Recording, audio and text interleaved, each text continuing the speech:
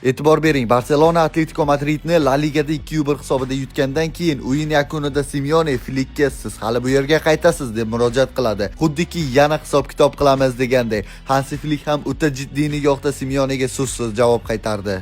Ha do'stlar, bugun Atletico Madrid va Barselona o'rtasida har qachongidan ham jiddiyroq uchrashuv bor. Bu La Liga yoki Copa del Rey Ispaniya kubogi emas, bu Chempionlar Ligasining chorak final dastlabki uchrashuvi. Jamoalarning Chempionlar Ligasidagi taqdiri aynan mana shu bosqichda hal bo'ladi. Bugun Barselona yana Wanda Metropolitanoda Atletico mehmoni bo'ladi. Bu safar umuman boshqacha atmosfera, boshqacha aura. Ha, qog'ozda Barselona favorit, lekin Barsa favorit degan o'yinlarimizda Atletico nimalar qilganligini guvohi bo'lganmiz. Shunday ekan, bugun har qanday natija qayd etilishi mumkin. Eslatib o'taman, uchrashuv bugun soat 00:00 da bo'lib o'tadi va ushbu o'yinni profilimiz biosida joylashgan Telegram kanalida jonli efirda va o'zbekcha sharhda tomosha qilishingiz mumkin. Xo'sh do'stlar, siz nima deb o'ylaysiz? Bugun ham Katalon armiyasi Madridga borib g'alaba qozonib keladimi yoki madridlik askarlar bu safar kataloniyaliklarni tiz cho'ktiradimi? Fikrlaringizni kommentariyada qoldiring.